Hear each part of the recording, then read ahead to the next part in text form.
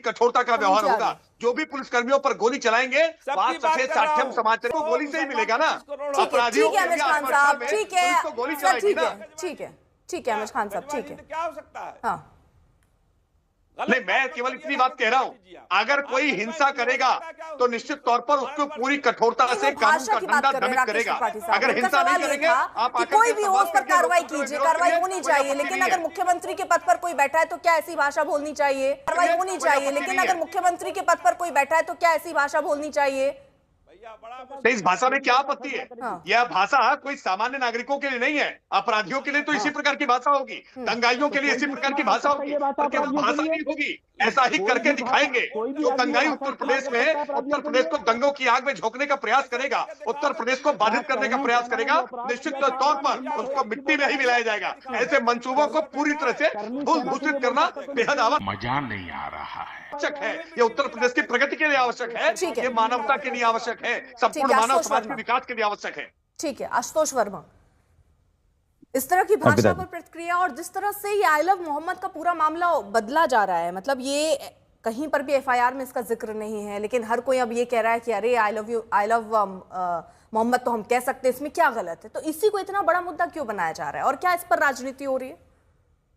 देखिए अर्पिता जी, इसको क्योंकि हम लोग पॉलिटिक्स आने वाले, मिट्टी में मिलाने वाले, जितने भी निगेटिव शब्द आप अपने दिमाग में सोच सकते हैं, वो योगी आदित्यनाथ ने अपने मुख, अपने स्वर्ण रूपी मुख से वो उच्चारण करके दिखा चुके हैं। तो उनकी फितरत कैसी है वो किसी को बताने की जरूरत नहीं है। और तौकीर रजा ने मुझे लगता है कि वो सारी पिच दी है जिसमें योगी आदित्यनाथ हर बॉल पे छक्का मार रहे हैं, इसलिए भाजपा के प्रवक्ता तेज तेज से चिल्ला रहे हैं, उनको मजा अच्छी बात कही आ रहा है। और इस सब के पीछे एक राजनीति बहुत बड़ी है। उत्तर प्रदेश में योगी आदित्यनाथ ने समाजवादी पार्टी को परेशान करने के लिए जितने भी हमारे मुस्लिम नेता थे, ज्यादातरों को झूठे मुकदमों में फैला के जेल डाल दिया। लेकिन न्यायालय पे हम कहते थे उम्मीद है, और आजम खान साहब को बेल मिल गई, इरफान सोलंकी को बेल मिल गई, जाहिद बेग को बेल मिल गई और सब लोग वापस आ गए। अब योगी आदित्यनाथ किस मुंह से राजनीति करेंगे? राजनीति तो वही करनी है, 80-20 की लड़ाई करनी है, कटेंगे बटेंगे। तभी तक तौकीर रजा ने काम कर दिया और योगी आदित्यनाथ अपने जैसे ही मुख अपना खोला और गजवाए हिंद की बात शुरू कर दी। आप सोचिए कहां से कहां लेके चले गए योगी आदित्यनाथ। मैं तो कहता ही हूं कि ये उत्तर प्रदेश में नहीं, पूरे देश में भाजपा को कहते हैं ना फुल टॉस बॉल पे 6 मारने का मौका मिल रहा है और इस पे पूरी जनता को मारने को तैयार है।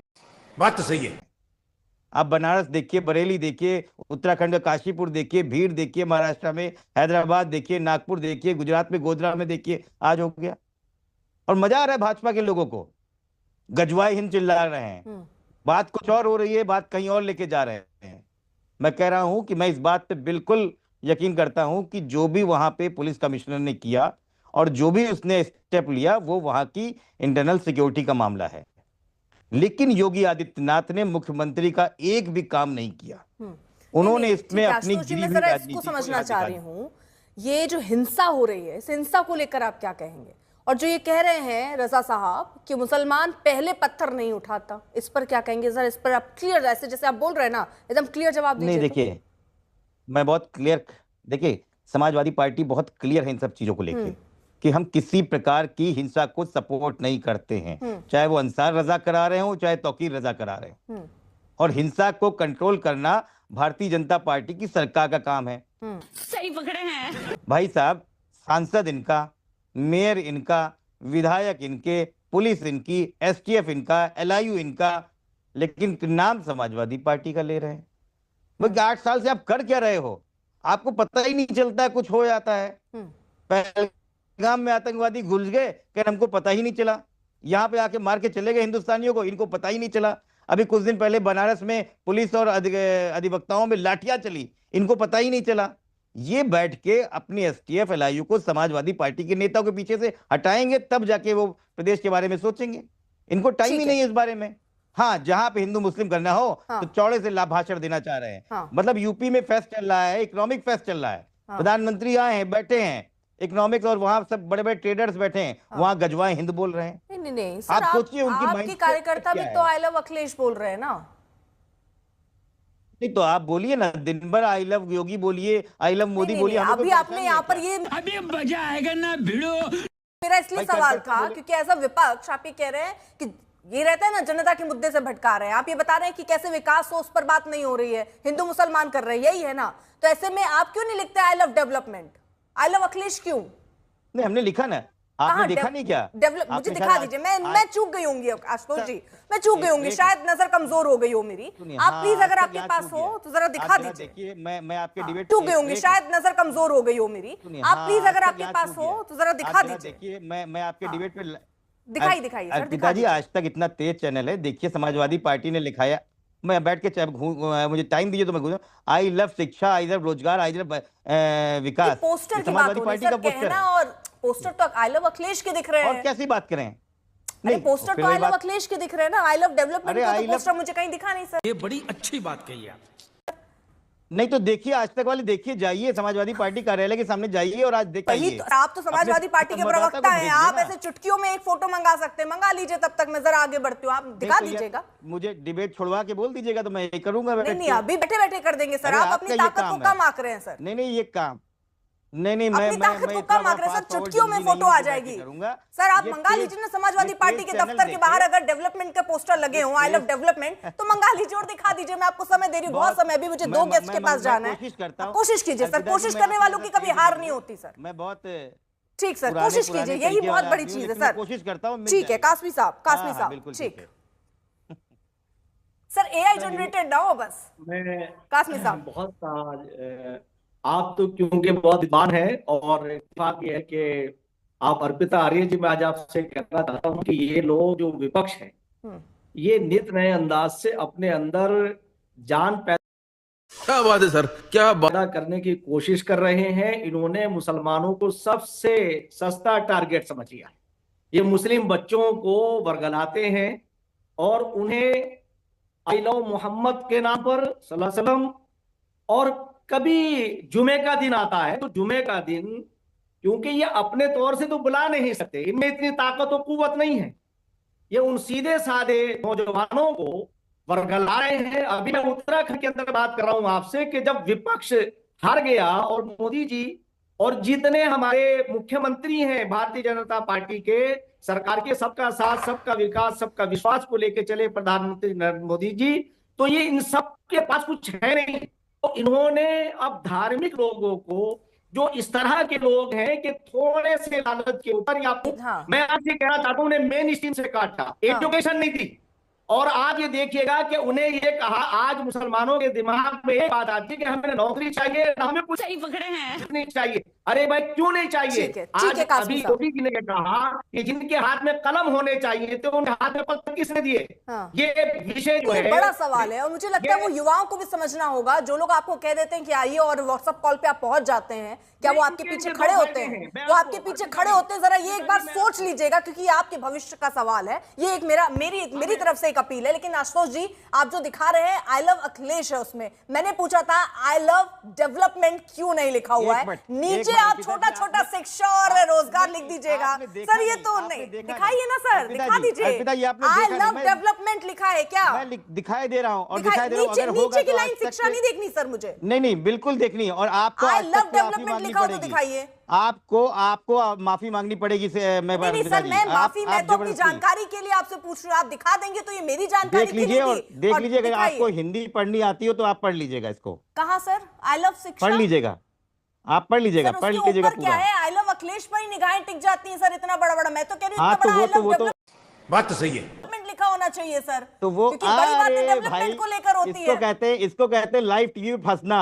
अरे नहीं कहते सर, फंसना। आप शिक्षा, विचार, रोजगार लिखा हुआ है। सबसे ज्यादा अखिलेश ही दिख रहा है। अरे आपको देखिए अर्पिता जी, एक लेकिन सर मैं इस बात की तारीफ करूंगी, अखिलेश सुनिए ना सर, आशुतोष जी, मैं इस चीज की तारीफ करूंगी आपकी कि आपने कोशिश की, और आपकी कोशिश देखिए रंग लाई। और इसीलिए मैं राजनेताओं के लिए कहना चाहती हूँ कि अगर राजनेता कोशिश करेंगे तो वो रंग जरूर लाएंगे, लेकिन वो पॉजिटिव दिशा में होनी चाहिए। आशुतोष जी, इस चीज की तारीफ है। प्रियंका जी से जल्दी से एक रिएक्शन ले लें, क्योंकि समय मेरे पास थोड़ा सा सर कम है समय, क्योंकि बस मुश्किल से, क्योंकि वो अभी तक नहीं बोल पाई है, नाराज हो जाएंगी। कांग्रेस आपके ही मित्र है सर वो। प्रियंका जी बिल्कुल दूंगी अगर समय रहा, बिल्कुल आशुतोष जी, मैंने तारीफ भी आपकी कर ली। प्रियंका गुप्ता ठीक जी। एआई की जरूरत नहीं है, समाजवादी। देखिए, सबसे पहले मैं ये पूछना चाहती हूँ, मजा आएगा ना भिड़ो। पिताजी प्रॉब्लम है क्या? प्रॉब्लम ये है कि वो जो प्यार करते हैं अपने जो है आराध्य को, या फिर प्रॉब्लम ये है कि जो लोग प्यार के नाम पर लोगों को भड़का रहे हैं या दंगा फैला रहे हैं। हकीकत ये है कि जो मैनिपुलेटर हैं, जो दंगा भड़काना चाहते थे, उनको पूरी तरीके से आजादी दी गई। सरकार जिम्मेदार यहाँ पर इसलिए है क्योंकि जब ये कॉल दी गई तब फिर उनको हाउस अरेस्ट क्यों नहीं किया गया। सबसे बड़ी बात ये, अगर हम कभी कोई रैली करना चाहते हैं और अगर हमें सरकार परमिशन नहीं देती है तो वो रैली हम नहीं कर सकते, हमें हाउस अरेस्ट किया जाता है और हम वहां पर उस जगह पर भीड़ इकट्ठा नहीं कर सकते। आखिर सरकार कैसे कैसे वहां अलाउ करती है कि वहां भीड़ इकट्ठा हो जाती, वहां पुलिस प्रशासन मौजूद था, उसके बाद भी पत्थर आ गए, बम आ गए, लाठियां आ गई, सब कुछ आ गया। तो मैं जानना चाहती हूँ कि सरकार सो रही थी, प्रशासन सो रहा था, या ये कोई मिली भगत करके जो है पूरा प्रोपेगेंडा रचा गया था, टूल किट बनाई गई थी जिसके तहत वहां पर दंगा फसाद की जो है शुरुआत हो सके और फिर ये पूरा प्रोपेगेंडा बनाया गया। मैं पूरी तरीके से मानती हूँ अभी भी जो मेन व्यक्ति है जिसका नाम नदीम है वो अभी भी इनकी पकड़ से बाहर है। क्यों बाहर है? अरे भाई, आपसे कुछ सही पकड़े हैं। समझ ही नहीं रहा, आपके पुलिस वाले खड़े होके मार खा रहे हैं, आप उस व्यक्ति को नहीं पकड़ पा रहे जो कॉल कर रहा है। तो वाकई में फेलियर किसकी है? उत्तर प्रदेश सरकार की फेलियर है। भाई, बातें कर देने से थोड़ी ना मंच पे खड़े होकर बड़े बड़े लंबे लंबे भाषण दे दीजिए। अरे भाई, आपसे तो एक साड़ भी नहीं संभलता। उत्तर प्रदेश की गलियों में आप निकल जाइए, साड़ आपको पटक देगा, कोई देखने वाला नहीं है। तो ये हालत है उत्तर प्रदेश की। भाई, यहाँ चीता भी निकल आता है, यहाँ पर आप दंगे फसाद देखिए। इंस्पेक्टर सुबोध कुमार की हत्या किसने की? भारतीय जनता पार्टी के कार्यकर्ताओं ने की। सिर्फ उनका कसूर क्या था? वो दंगे से लोगों को बचाना चाहते थे। पर ये लोग ये सवाल पूछ रही है ना सर, किसमें ये नहीं कहा जा सकता ना कि हम दंगा करने वालों को छोड़ेंगे नहीं। इतने जो ये अभी जितनी चीजें हाल फिलहाल हुई हैं, फिर इसके लिए जिम्मेदार तो आपकी सरकार को माना जाएगा ना। देखिए, नागवार गुजर रहा है, मैं जानता हूं अर्पिता जी, इन सबको नागवार गुजर रहा है कि आखिरकार उत्तर प्रदेश में दंगे क्यों नहीं हो पा रहे। यही उत्तर प्रदेश है जहां इतने बड़े बड़े दंगे सपा के शासनकाल में, कांग्रेस के साथ अच्छी बात कही आप। पुलिस वाले पर पथराव हो जा रहे हैं, इतने पुलिस वाले घायल हो गए हैं, तो फिर आखिरकार कौन है जिम्मेदार? इसकी कौन लेगी जिम्मेदारी सर? वो क्यों पहले से वहां पर पुलिस की तैनाती क्यों नहीं रही? अर्पिता, सवाल दोहराएं अपना। का दंगा याद नहीं, मैं कह रही हूँ वहां पर पुलिस की तैनाती पहले से क्यों नहीं की गई सर? और आप एक तरफ जब ये कहते हैं सब डरने लगे हैं, तो ये लोग डर के पत्थर फेंक रहे हैं सर, डर के पुलिस वालों को घायल कर रहे हैं। देखिए अर्पिता, संकट यही है ना, मैं इसलिए आज ये गंभीर सवाल पूछ रहा हूँ। मैं ये गंभीर सवाल देश के सामने रख रहा हूँ। क्या देश में अब जुमे की नमाज पर प्रतिबंध लगाई जाए? क्या मैं सवाल पूछ रहा हूँ कि क्या देश में जुमे की नमाज पर प्रतिबंध लगाना चाहिए? क्योंकि जुमे की नमाज में मस्जिदों में लोग इकट्ठा होते हैं और बाहर निकलने के बाद पथराव करने लगे। अरे, कोई इबादत करने के लिए गया है, कैसे ये मान ले कि इबादत करने वाले हाथों में जो हाथ खाली उठते हैं उनमें असलहे और पत्थर आ जाते हैं? सही पकड़े हैं। इस बात को हम कैसे मान लें? ये निश्चित तौर पर समाजवादी पार्टी, कांग्रेस पार्टी जैसे लोग पॉलिटिकल मोटिवेशन के साथ मुल्ला और मौलवियों को जोड़ते हैं। फिर आप या तो उसको भाप नहीं पा रहे हैं, इस तरह की अगर घटनाएं हो रही हैं, पत्थर आ जा रहे हैं, असलहा आ जा रहे हैं, तो उसको भापना भी तो सरकार की जिम्मेदारी है। आपकी भी इंटेलिजेंस काम करती है ना वहां पर। बिल्कुल जिम्मेदारी निभा रहे हैं, बिल्कुल जिम्मेदारी निभा रहे हैं अर्पिता जी, और ऐसा मुकम्मल अंजाम दिखाने वाले हैं। घटना को पहले रोकना भी जिम्मेदारी के अंतर्गत आता है, उस पर हो रही कार्रवाई भी एक जिम्मेदारी। आप वहां भले कह रहे हो कि हम कार्रवाई कर रहे हैं, लेकिन उसे कैसे रोकेंगे उस पर भी जमीन पर असर दिखना जरूरी है। बहुत बहुत शुक्रिया आप सभी।